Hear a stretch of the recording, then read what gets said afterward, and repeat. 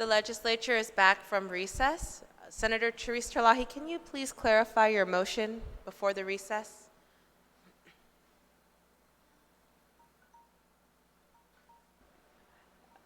I had moved for a recess. Oh, until tomorrow morning, Madam Speaker, 9 a.m. There is an objection on the call for a recess. All those in favor, please raise your hand. In favor of a recess. Motion fails. Okay, we are still on the Kelly-Marsh-Titano amendment, and I will allow Senator Therese Terlahi to discuss the amendment because that amendment was paused earlier, and we did let Senator Titano close on the amendment, but we didn't allow for everyone the opportunity to discuss. So at this time, Senator Therese Terlahi, you are recognized. I appreciate that, Madam Speaker, and thank you. I rise in support of this amendment. It's the author of the amendment makes an excellent point about how there really was no data to support this move. And if I can just bring us back to the previous efforts in the previous term to change the sign laws of Guam, there were several. The only one that was successful was the one, well, I take it back. There were several. One was to legalize signs that were illegal, but approved by the Guam Land Use Commission, and then, you know, after the fact, despite the AGO opinion telling the Guam Land Use Commission that that was illegal, they did it anyways. They approved the permits, they put up their signs, and so the legislature, after the fact, came in and passed a law to legalize those specific signs, and including at least 2 electronic signs, if not more. There was another law regarding signs to change the whole sign law of Guam to allow electronic signs, and that was a very complex law, very complex process, and one of the biggest issues in the discussion on that bill was how far apart are we going to put electronic signs? Because there was a lot of concern about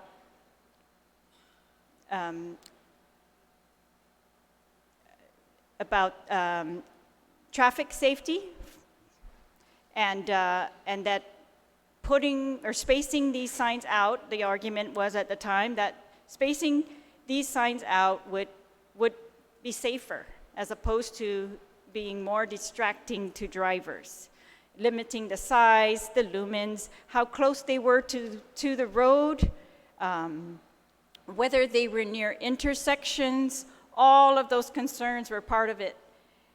And eventually, I mean, after several attempts, I think one bill was passed to change electronic sign law, and that bill was vetoed by the governor.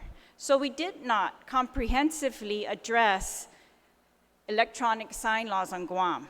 So currently all we have are a couple exceptions that were, and those are exceptions, and I agree with the previous speaker that on a previous amendment that those exceptions are unfair to other business owners, and we've been approached often about that. So this amendment is so very significant for this bill because this bill would not just allow digital signs, it removes the parameters of the current signs. Currently, you can only put a sign on a building that is 10% of the facade of that building. That's a static sign. So that's what the signs in Tumon are supposed to be complying with. Of course, there's another provision that allows for a standalone sign that's not attached to the building with very specific size limits and parameters. This bill is allowing, it says 20% of the allowable signage area on the facade of the building. It's a very vague language, first of all, and the allowable signage area was actually, I think, in error, not included in this bill. So I'm hoping to make an amendment on that. But the most crucial part of this amendment that is before us right now is that it is changing the bill from allowing 2 signs that are 165 square feet on a single building to only 1 sign that is 165 square feet. And I've been trying to get my mind around this 165 square feet. How reasonable is that? And this window here, I was given an estimate that it's about 6 by 14 feet, which, if I'm calculating correctly, would be about 84 square feet. That's how it works. So a 165 square foot sign, I mean, is that correct? It's like double that. So these are large signs, first of all. They're large, and they're large electronic signs. Those are bigger than any static sign that we are going to have in Tumon. I think they make a very unfair advantage to those businesses that can afford electronic signs versus those who have invested in static signs. And we know that, all of Tumon has been limited to static signs for years. It used to be they needed to get approval for each sign that they were going to put up. But now they're following the commercial sign law. So this would far exceed the commercial sign laws. I think it puts into question what is the legal status of some of the current signs down there after we pass this. But anyways, for sure, this amendment, it's a great amendment because it tries to limit from 2 165 signs to just 1 on a building. It seems reasonable, and these are electronic signs again. And thank goodness the audible portion of it was removed from the bill, and now we're just talking about, visual.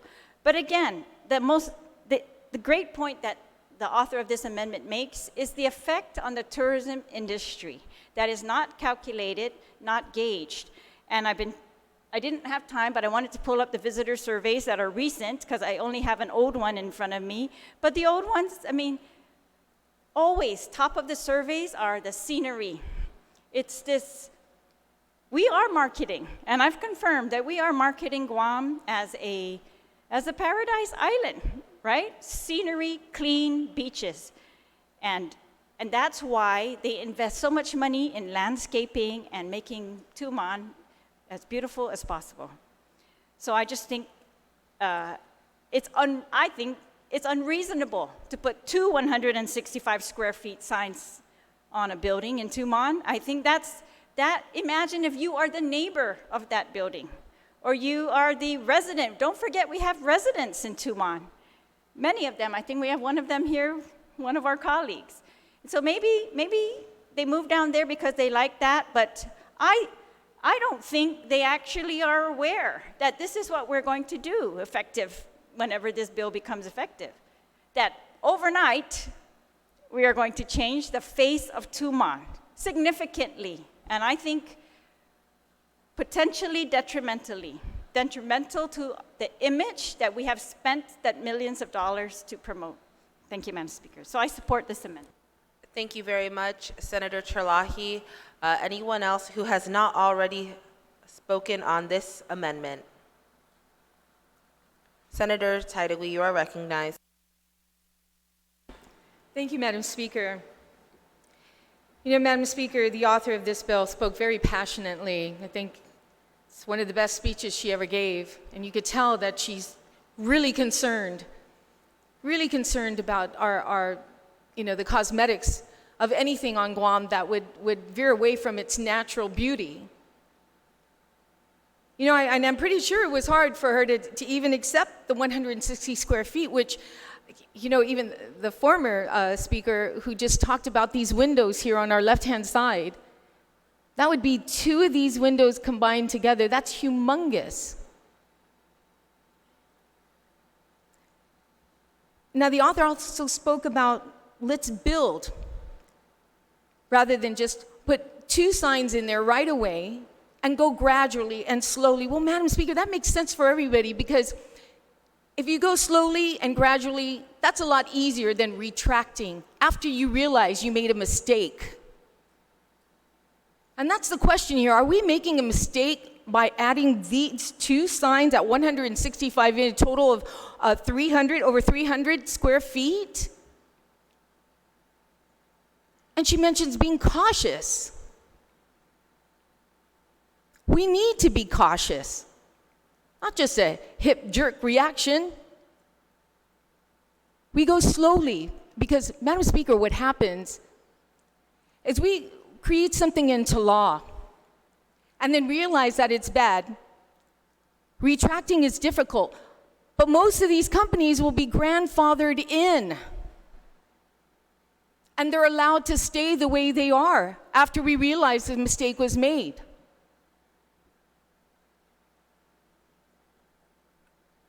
I shared with the author of this amendment, while at GVB, there was interviews done in Japan. It's something that's contracted through GVB. And during these interviews, they ask tourists, have you ever visited Guam?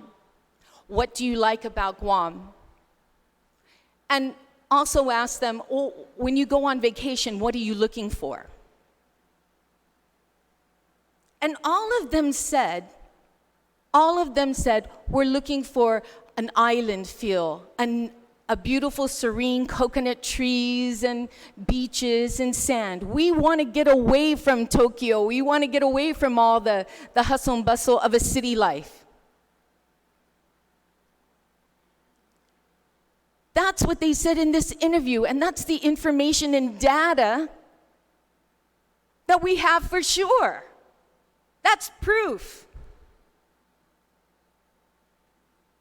People come to this island to relax, to be in a serene, beautiful tropical island, not in the jungles of what did someone earlier say, New York, or even Las Vegas, bling, bling.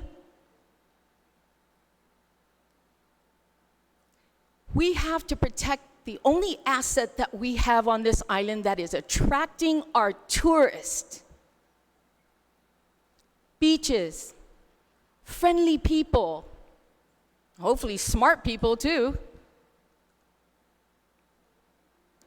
Tropical breeze. It doesn't make sense that we try to be something that we're not. And that is like gigantic signs blocking our view,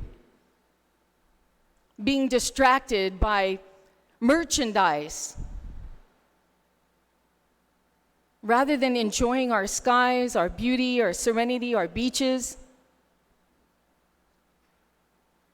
I understand the importance of business. I've been a businesswoman. But they have to realize, think about it.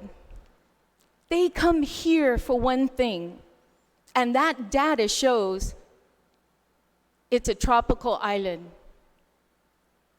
not a jungle of signs. I stand in full support of this amendment, Madam Speaker, and I ask my colleagues to really think about this. Are you jeopardizing our tourist industry? Because if you want that data, just go down to GVB and find out why everybody who comes to visit Guam, why they come here. And the majority will tell you because it's a tropical island, not a jungle of signs. So let's go slow. Let's go slow and see what the impact is. Let's go slow so we can get the data that we needed to support an additional sign. Thank you, Madam Speaker. Thank you very much. Senator Teitigui, is there anyone else wishing to speak on the amendment? There's no one else wishing to speak. There was an objection to the amendment, so I will call for the vote. All those in favor of the Marsh-Titano Amendment, please signify by raising your hand. Motion fails. Senator Marsh, you are still recognized. You have one more amendment?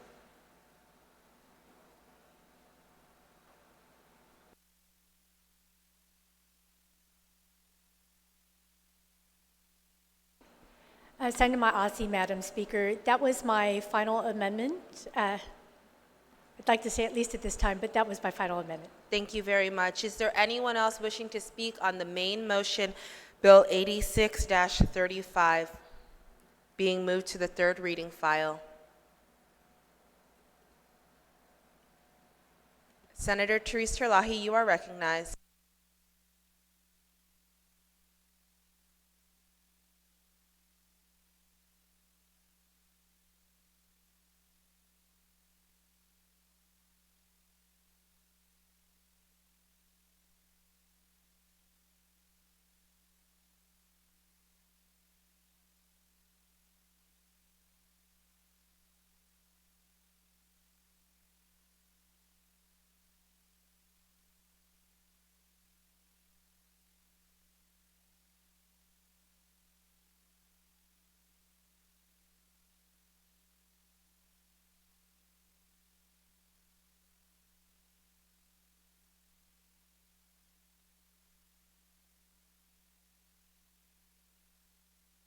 I have several amendments, Madam Speaker, which is why I was asking for a recess.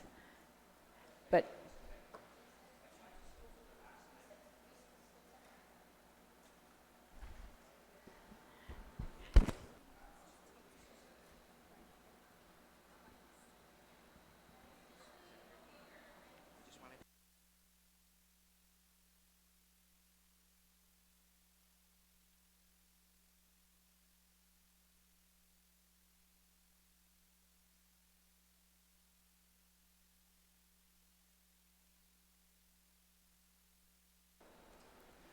Madam Speaker, I motion to recess till tomorrow morning, 9 o'clock. On the motion, we are recessed until 9 a.m. tomorrow morning.